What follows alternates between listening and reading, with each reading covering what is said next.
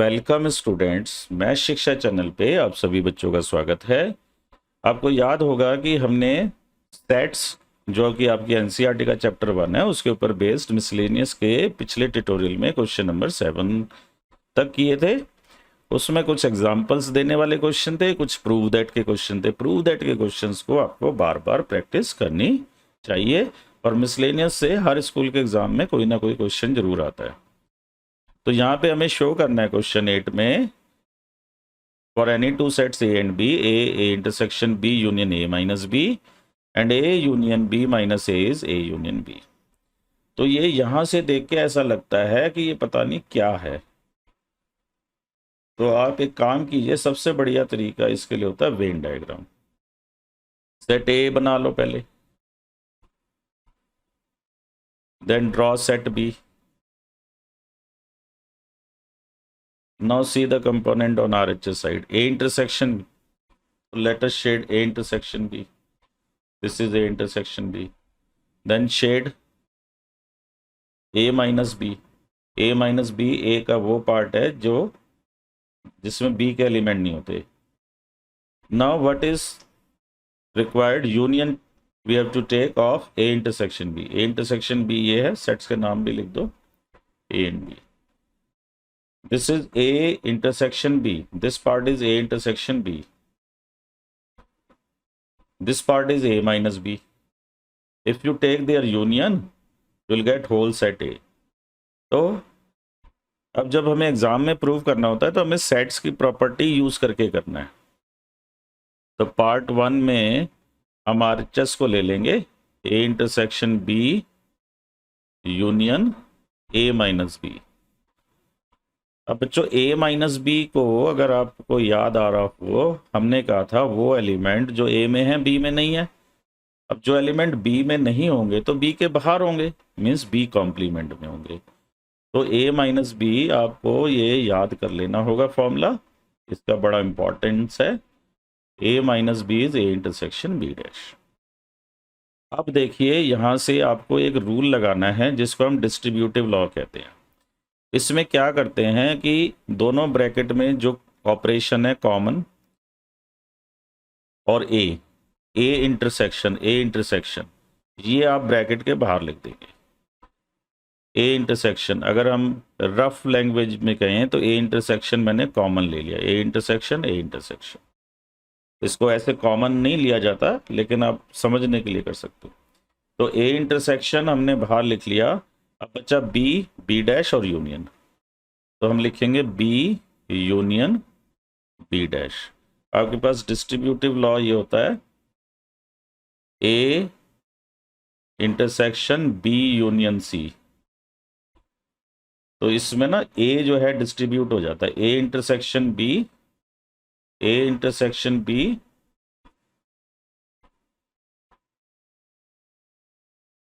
and this union will come in between these two brackets। तो union आ जाएगा, union A intersection C. So this A intersection B फिर A intersection सी और जो bracket में है वो बाहर आ जाता है। और रिवर्स जब करना होता है तो ऐसे करते हैं। अब बी यूनियन बी डैश क्या होगा, बी इज इनसाइड बी मतलब ये ग्रीन सर्कल, और बी डैश मतलब जो ग्रीन सर्कल के बाहर का एलिमेंट है। तो दोनों का यूनियन लेंगे तो यूनिवर्सल सेट आ जाएगा। तो ए इंटरसेक्शन यूनिवर्सल सेट। अब यूनिवर्सल सेट है ये पूरा रेक्टेंगल और ए ये है ऑरेंज सर्कल, तो इनका कॉमन जो आएगा वो ये ऑरेंज सर्कल ही आएगा, ए आएगा। ये स्टैंडर्ड रिजल्ट है, इनको याद भी करो। Any set intersection universal set is that set itself. किसी भी सेट का यूनिवर्सल के साथ इंटरसेक्शन लोगे तो वो सेट ही आ जाएगा। अब हम शो करेंगे A union B minus A is A union B. तो अब हमारा काम है second part, A union B minus A is A union B. इसको भी आप वेन डायग्राम से बड़े आसान तरीके से समझ सकते हो। तो let us draw A, one circle, another circle B, let us shade the required regions. A, this was what was the symbol? A union. So I will write here A union. A union. Now what is required? B minus A. B minus A is this region. This region is B minus A. अब B minus A का हमें क्या करना है?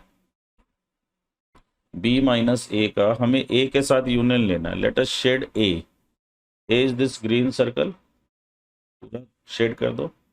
तो B minus A white और A minus B ये A set. B minus A white region है और A जो है ये ब्लू रीजन है, मतलब ग्रीन सर्कल आ रहा है. तो इनका यूनियन आप देख सकते हैं A यूनियन B बन रहा है. But we have to write using properties. So A union B minus a. अब बच्चों A माइनस बी आपने लिखा था A intersection B dash. B minus a B में हो एंड A में ना हो तो A कॉम्प्लीमेंट में होगा. तो B minus A is B intersection A dash. तो माइनस को हटा के इंटरसेक्शन लगा के उस सेट का डैश लिख दो. अब यहाँ वो लगेगी distributive law. A union B, intersection बीच में आ जाएगा A यूनियन A डैश. आपको रिकॉल करा दूं डिस्ट्रीब्यूटिव लॉ में क्या होता है? A यूनियन B आ जाएगा, फिर A यूनियन A डैश और बीच में ये वाला सिंबल आ जाएगा intersection. Now A union A intersection is universal set. A जो है वो ग्रीन सर्कल है. A is this green circle. A dash is outside green. तो यूनियन लेंगे तो यूनिवर्सल सेट बन जाएगा U. यहाँ पे आप लिख दो U इज यूनिवर्सल सेट. अब यूनिवर्सल सेट के साथ किसी का भी इंटरसेक्शन लेते हैं तो वही सेट आ जाता है. तो this was required. So you can write in last hence proved. Now let us take another question. Using properties of sets show that A union A intersection B is A intersection A union B is A. तो ये भी देखिए बेटा, इसको भी Venn diagram से आप बड़े आराम से समझ सकते हैं. सेट थ्योरी के ये रिजल्ट डायरेक्ट याद नहीं हो पाते हैं बच्चों, बहुत मेहनत करने की जरूरत है इसमें. लेकिन आप वेन डायग्राम से पढ़ेंगे तो आपके कंसेप्ट क्लियर हो जाएंगे. और एक बार कंसेप्ट क्लियर हो जाते हैं ना बेटा तो हमें बड़े अच्छे से चीज़ें समझ में आती हैं. अब देखिए A intersection B, this is A intersection B. अब क्या करना है? इसका A के साथ यूनियन लेना है. तो A क्या है? A is this set. तो A मीन्स दिस होल. तो जब यूनियन लेंगे A इंटरसेक्शन B का A के साथ तो A आ जाएगा. तो आप इसको और समझो थोड़ा. हम यहाँ पे एक और रिजल्ट यूज करेंगे. If I have a set X and Y such that X is subset of Y, if X is subset of Y, तो इनका यूनियन तो हो जाएगा बड़े वाला सेट. आप देख सकते हैं X यूनियन Y तो बड़े वाला सेट आएगा और इंटरसेक्शन छोटा सेट आ जाएगा. X intersection Y is X. ये तब होगा जब एक सेट X छोटा है. छोटा अब मैथमेटिकल टर्म नहीं है लेकिन समझने के लिए ठीक है. X अगर Y का सबसेट है तो X यूनियन Y जो है Y होगा. नेचुरल बात है. जब एक छोटा सेट है एक बड़ा सेट, छोटे सेट के सारे एलिमेंट बड़े सेट में हैं तो जब यूनियन लेंगे तो बिगर सेट के एलिमेंट ही आएंगे और जब इंटरसेक्शन लेंगे तो छोटे सेट के एलिमेंट आएंगे. तो आप इसमें फर्स्ट पार्ट देखिए. A union A intersection B is A. This we have to prove. Let us write solution. अच्छा यहाँ पे देखिए मुझे A लाना है तो यानी कि मैं A इंटरसेक्शन B पे फोकस करूँ. A intersection B is this region. This region is subset of A. A intersection B हमेशा A का सबसेट होगा क्योंकि A इंटरसेक्शन B के एलिमेंट A में तो होंगे ही होंगे B में भी होंगे. A इंटरसेक्शन B के एलिमेंट A में भी होते हैं और B में भी. तो A इंटरसेक्शन भी A का सबसेट है. तो यहाँ पे छोटा कौन हुआ? A intersection B. छोटा ए इंटरसेक्शन बी हुआ ना, तो यानी कि एक्स सबसेट वाई में अगर मैं एक्स को पहचानूं तो यहाँ पे एक्स मेरा ए इंटरसेक्शन बी हुआ। तो आप सीधा सा याद रखो, जब एक सेट, वो सेट चाहे कैसा भी लिखा हो, यहाँ पे सेट ए नहीं है, यहाँ मैंने लिखा ए इंटरसेक्शन बी ए का सबसेट है। तो जब एक सेट दूसरे का सबसेट है तो उनका यूनियन, तो एक सेट ये दूसरा सेट ये, इनका यूनियन, चाहे आप A intersection B union A लिखो या ऐसे लिखो, कौन होगा? बड़े वाला सेट। इनका यूनियन क्या होगा? बड़े वाला सेट। तो हैंस प्रूफ्ड। अब इस क्वेश्चन को बच्चे ना बहुत मुश्किल तरीके से करते हैं, पता नहीं x बिलोंग्स टू दिस फिर x बिलोंग्स टू दिस, वो बहुत मुश्किल अप्रोच नहीं लगानी है। ये क्वेश्चन उतने मुश्किल नहीं है जो डिफरेंट बुक से बच्चे पढ़ पढ़ के x की अप्रोच लगा के करते हैं। x की जरूरत ही नहीं पड़ेगी आपको ज़्यादातर क्वेश्चन में। अब इसका सेकंड पार्ट देखिए बेटा, a union b। Now let me shade a union b। This entire region is a union b। This entire region, all color together, this green, yellow and white, this is A union B। और A इसका क्या है? A union B का subset है। A is subset of A union B, क्योंकि A के सारे element A union B में आएंगे। A union B बना ही ऐसे है कि उसमें A के भी सारे एलिमेंट होते हैं, B के भी। तो यहाँ से भी आपको पता है डेफिनेशन यूनियन की क्या होती है। यूनियन बनता कैसे है? पहले A के एलिमेंट डाल लेते हैं, फिर बी के एलिमेंट लिखते हैं और कॉमन एलिमेंट को एक बार लिखते हैं, तो ए के सारे एलिमेंट ए यूनियन बी में होंगे ही होंगे। तो ए जो है ए यूनियन बी का सबसेट होगा।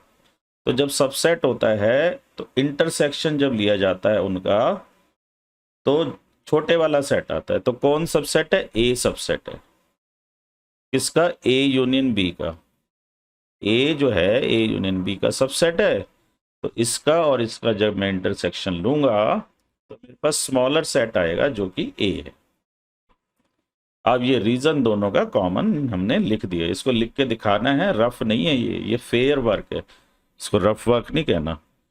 तो आशा करते हैं आपको हमारा चैनल पसंद आया होगा। अगर आपको ये चैनल पसंद आया तो इसे लाइक शेयर सब्सक्राइब जरूर करें और बेल आइकॉन का बटन जरूर प्रेस करें ताकि आपके पास लेटेस्ट वीडियो की जानकारी आती रहे। अब हम अगले क्वेश्चन की तरफ बढ़ते हैं। Question number 10, show that A intersection B is equal to A intersection C need not imply B equal to C। तो यहाँ हमें एग्जाम्पल देने हैं कि A इंटरसेक्शन B और A इंटरसेक्शन C आप सेम ले लो। आप 3 सेट लिखो पहले। A is 1 2 3 4। अब B लिख लीजिए बेटा। कुछ एलिमेंट कॉमन कर दीजिए, 3 4 5 6। अब A इंटरसेक्शन B क्या हुआ? 3 4। हमें देखो एग्जाम्पल ध्यान से बनाना है। A intersection B is 3 4। A intersection C में भी यही एलिमेंट आने चाहिए, तो C आप ले लो। C ले लो आप 3 4 और 7 8 ले लो, कुछ भी ले लो। ऐसे ले लो कि B और C अलग अलग हो जाए। तो अब आप देखेंगे 3 4 3 4 3 4 तीनों में कॉमन है। तो what I can write, A intersection B is 3 4। A intersection C is also 3 4। A intersection B 3 4 है और A intersection C भी 3 4 है। तो A intersection B is equal to A intersection C, but we can see that B is not equal to C, क्योंकि यहाँ 5 6 है, यहाँ 7 8 है। सारे एलिमेंट जब तक सेम ना हो सेट सेम नहीं होते। तो B is not equal to C। So this part we have easily proved. Now we'll take question number 11. Question number 11, let A and B be sets such that A का किसी third set के साथ intersection और B का third set के साथ intersection X के साथ इंटरसेक्शन पाई है और A union X B union X equal है। तो हमें शो करना है A इक्वल टू B। तो लेट अस सॉल्व। तो इसमें हम थोड़ा सा पहले तो हम गिवन को लिख लेते हैं। A intersection X is B intersection X is phi, A union X is equal to B union X. अब देखिए हम ए यूनियन एक्स वगैरह का यूज करना चाहते हैं जो गिवन है, तो ए को बी के को लाना है, तो ए को कंप्यूट करते हैं। तो हम देखते हैं ए को हम कैसे लिख सकते हैं, A intersection A union X. अब इसको वेन डायग्राम से समझ सकते हैं। ये सेट ए है, you take some set x. Now a जो है this part, if I shade A, this part is A, and A union X is, this whole is A union X. तो A और A union X का जो है intersection A ही बनेगा। ये भी हमने पीछे भी यूज किया था क्वेश्चंस में। अब A यूनियन X आपको दिया हुआ है B यूनियन X, तो A यूनियन X की जगह आप डाल दीजिए B यूनियन X यूजिंग 2। अब यहां आप डिस्ट्रीब्यूटिव लॉ लगाएंगे, A intersection B, A intersection X, और बीच में यूनियन आ जाएगा। तो A intersection B union A intersection X। अब देखिए A इंटरसेक्शन X क्या दे रखा है, A इंटरसेक्शन X इज 5, तो A इंटरसेक्शन B यूनियन 5। ऐसा हम क्यों लिख रहे हैं, क्योंकि A इंटरसेक्शन X जो है 5 था। अब 5 के साथ जब भी यूनियन लोगे तो दोनों के एलिमेंट मिलाओगे। अब 5 में तो मिलाने को है नहीं कुछ, तो A इंटरसेक्शन B बचेगा। अब सिमिलर आर्ग्यूमेंट से आप जैसे यहाँ A लिया था ना, अब उसी तरीके से B से स्टार्ट करेंगे। तो let us start B as B intersection B union X। A में क्या लिखा हमने, A में क्या लिखा है, A is equal to A intersection A union X। तो B को क्या लिखेंगे, B equal to B intersection B union X. Now let us see what will happen. B is equal to B intersection B union X, and by 2 B union X you can see B union X equal to A union X. B union X is A union X. B union X equal to A union X. Now distributive law, B intersection A, ये union बीच में आ जाएगा, then B intersection X। Now A intersection B will be A intersection B union B intersection X is 5, ये given है हमें 1 में। B intersection X और A इंटरसेक्शन X दोनों 5 है। अब यहाँ पे हम यूनियन ले रहे हैं 5 के साथ, तो 5 में अपना कुछ है नहीं मिलाने को, तो A इंटरसेक्शन B आ जाएगा। तो जब भी यूनियन लेते हैं 5 के साथ, तो जिस सेट की यूनियन लेते हैं वही सेट आ जाता है। तो B आ गया इंटरसेक्शन B, इसको आप 4 कह दो। और A भी क्या था, A इंटरसेक्शन B, और B भी A इंटरसेक्शन B है। तो by 3 and 4 A is equal to B। Hence proof. तो ये प्रूफ वाले ना कुछ ही क्वेश्चंस हैं, और यही ज़्यादातर स्कूल्स के एग्जाम में आते हैं, तो इनको बड़े अच्छे से याद कर लो। याद ऐसे नहीं करना, मतलब प्रैक्टिस करो, समझो, वेन डायग्राम बनाओ। आशा करते हैं आपको ये कंटेंट पसंद आ रहा होगा। अगर आपको ये सब पसंद आ रहा है तो आप हमारे चैनल को लाइक, सब्सक्राइब और शेयर ज़रूर करें। अगर अभी तक आपने सब्सक्राइब नहीं किया तो सब्सक्राइब ज़रूर करें, और बेल आइकॉन को प्रेस करना ना भूलें, उससे आपके पास लेटेस्ट वीडियो की जानकारी आती रहेगी। अगर आपका कोई भी सुझाव या डाउट है तो आप हमें कमेंट सेक्शन में लिख के पूछ सकते हैं अपने क्वेश्चन, और ईमेल एड्रेस भी दिया हुआ है, वहाँ पे भी आप अपने क्वेरी को भेज सकते हैं। क्वेश्चन नंबर 12 में 3 सेट्स निकालने हैं कि A intersection B, B intersection C, A intersection C तीनों नॉन एम्प्टी हों, और पेयर वाइज नॉन एम्प्टी है, मतलब ए और बी का, बी और सी का, सी और ए का इंटरसेक्शन नॉन एम्प्टी और तीनों का एम्प्टी आ जाए। तो यहाँ तो बड़ा इजीली आप एग्जांपल कंस्ट्रक्ट कर सकते हैं। तो पहले ए लिख लो, आपकी जो इच्छा हो, 1 2 3 4। अब देखो इसका बी के साथ इंटरसेक्शन लेना है, तो बी के साथ इसका कुछ तो कॉमन ले लो, 4 5 6 7। सी, ए और बी में तो कुछ कॉमन आ गया ना, 4 कॉमन आ गया। अब आप चाह रहे हैं बी और सी में भी कुछ कॉमन आ जाए और ए में सी में, तो आप ए का कोई एलिमेंट सी में रिपीट कर दो एक तो, और एक बी का एलिमेंट सी में रिपीट करो।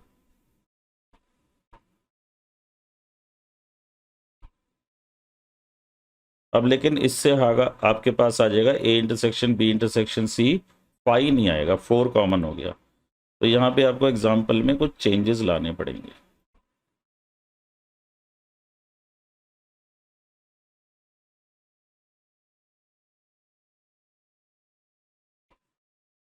तो आइए इसका सॉल्यूशन लिखते हैं। तो पहले आप ए लिखिए, सेट 1 2 3 4 5 6। आप ए के कुछ एलिमेंट बी के साथ कॉमन ले लीजिए, आप ले लो 6 कॉमन ले लो, 5 6 7 8 9। अब आपको सी लिखना है। आपको अब ये है कि सी का कुछ कॉमन आ जाए ए के साथ, तो ये ए में 1 है, डाल दो, ठीक है। इसका कुछ कॉमन आ जाए बी के साथ, क्योंकि बी के साथ भी तो इसका इंटरसेक्शन में एम्प्टी नहीं रखना है, लेकिन ऐसा कॉमन लो जो ए के साथ कॉमन नहीं हो। 7 ले लो, 9 ले लो, ठीक है। तो आप देखेंगे A intersection B, A intersection B क्या आ गया बेटा, ए इंटरसेक्शन बी, ए और बी में कुछ कॉमन आ रहा है ना, 5 6। और बी इंटरसेक्शन सी, यहाँ भी कुछ कॉमन आ रहा है बी और सी में, 7 और 9।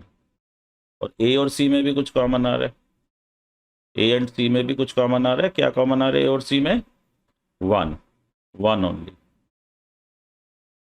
तो therefore A intersection B is not empty, B intersection C is not empty,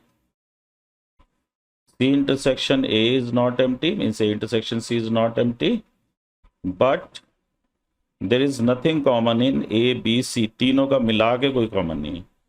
अगर मैं A इंटरसेक्शन B का C के साथ इंटरसेक्शन निकालूं तो कोई एलिमेंट कॉमन नहीं है। तो we are able to find set A B C such that they are pairwise disjoint. आपस में दो दो सेट का अगर इंटरसेक्शन लिया तो कुछ कॉमन आया, और तीनों का हमारे पास इंटरसेक्शन कुछ नहीं आ रहा। ये जनरल रिजल्ट नहीं है, ये स्पेसिफिक है इस क्वेश्चन के लिए एग्जांपल है।